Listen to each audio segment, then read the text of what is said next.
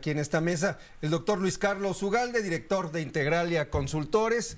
Luis Carlos, pues muy revuelto todo, mucho ruido en torno a la reforma, en una reforma judicial que tiene muchas aristas.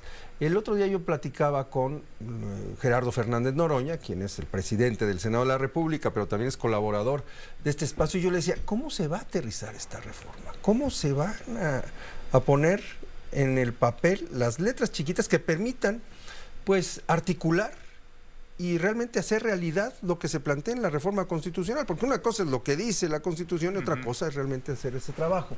Y en ese sentido, bueno, pues en el centro del debate está el tema electoral.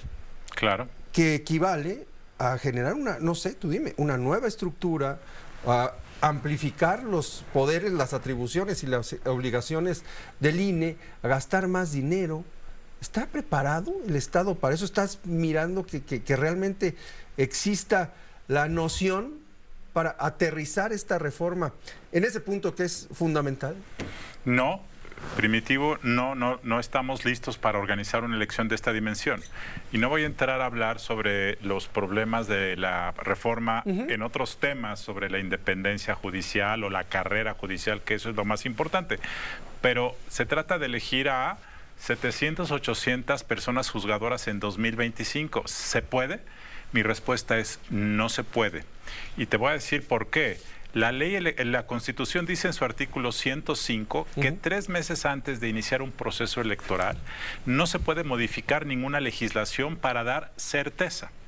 Y sin embargo, en este momento, dentro de un mes después de que sea promulgada la reforma, y la reforma, si todo camina como el gobierno quiere, esta reforma va a ser promulgada probablemente la tercera semana de septiembre. Que es muy importante para que no nos agarremos fuera de la base, digamos, ¿no? Sí. El proceso electoral no inicia con las campañas, no inicia con la elección. El proceso electoral inicia pues prácticamente Tiene un año iniciar antes, ¿no? Un año antes. En una elección normal inicia un año antes, y el INE tiene conocimiento porque lo ha hecho durante 30 años. Este es un nuevo proceso electoral muy diferente.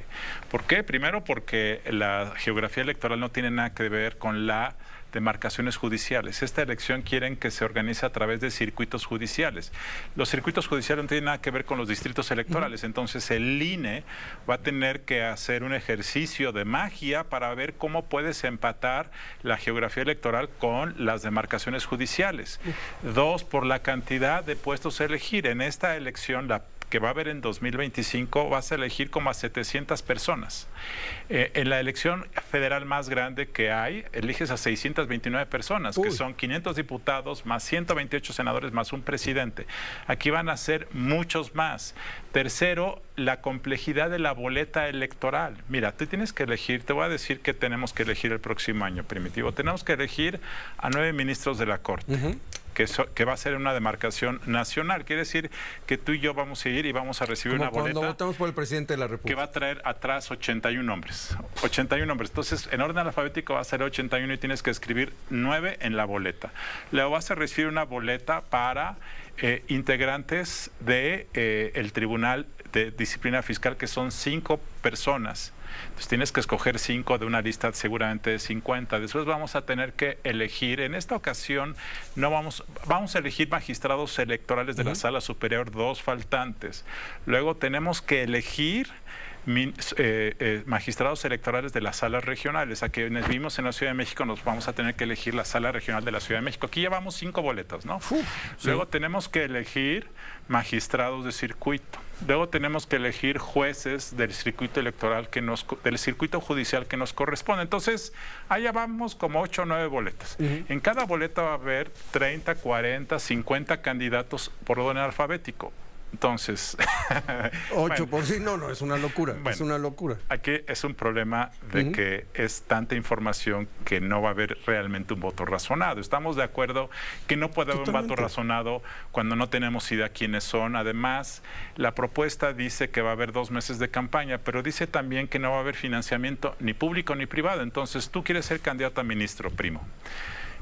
Vete a hacer campaña. ¿De dónde vas ¿Cuánto te costará una campaña para ser ministro nacional? Pues yo creo que unos 20 millones. 20 millones. Bueno, para hacer una campaña nacional de pues 2 dice el presidente meses. Que ellos ganan bueno, eso imagínate que 10 millones. Imagínate que es un dineral, es un dineral. Bueno, pero el problema es que cuesta eso, pero no puedes fondearte ni pública ni privadamente. Entonces, ¿cómo va a ser una campaña donde no puedes gastar en un boleto de avión, salvo que sea tu dinero? Pero eso sería una suerte de financiamiento privado. Entonces, es un contrasentido, está mal diseñado. Entonces, ¿qué va a ocurrir, primo? Que tú y yo, si queremos ser magistrados, pues vamos a tener que aceptar boletos de avión de una persona que nos lo done, y esa persona que nos regale los boletos de avión para ir a un meeting en Chihuahua, pues mañana nos va a pedir favores cuando tengamos que resolver un asunto. Pero el otro tema que quiero comentar, que es el asunto, es que como no hay tiempo de plasmar todo esto en ley, lo que debería de ocurrir es que después de que la reforma constitucional se apruebe y se publique a fines de septiembre, debiese empezar un proceso legislativo de ley electoral para ahí plasmar con detalle cómo se va a organizar esto. Y cuando se terminara ese proceso en 3-4 meses, en enero, quizá entonces convocas a un proceso electoral que debiese llevarse a cabo quizá en 2026, pero por las prisas no hay ley electoral, y entonces la reforma en un transitorio dice, en esta ocasión todo lo va a decidir el INE, todo.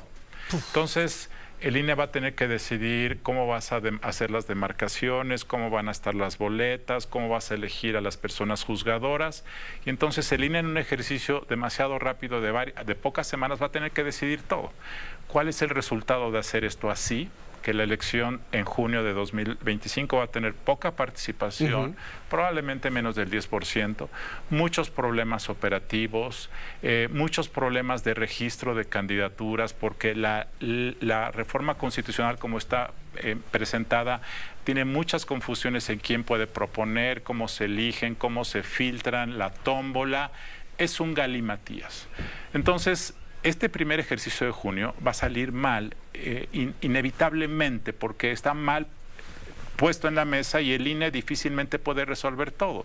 Entonces van a ser, yo creo, y esto no va a ocurrir, pero yo creo que el Senado de la República, en beneficio de la reforma de López Obrador, debería de tomarlo con calma, posponer la elección a 2026, primero hacer la legislación secundaria en materia electoral, porque si no es un trabajo prácticamente imposible de resolver por el INE. ¿Tú crees que esa visión, una visión que tiene toda la coherencia, ¿no? Que debería tener toda la lógica de hacer bien las cosas en el marco de toda esta discusión sobre lo positiva o negativa que es la reforma, esta visión podría cambiar con Claudia Sheinbaum? Es decir, que Claudia Sheinbaum diga, híjole, aguanten, no tantas prisas. ¿Tú ves eso?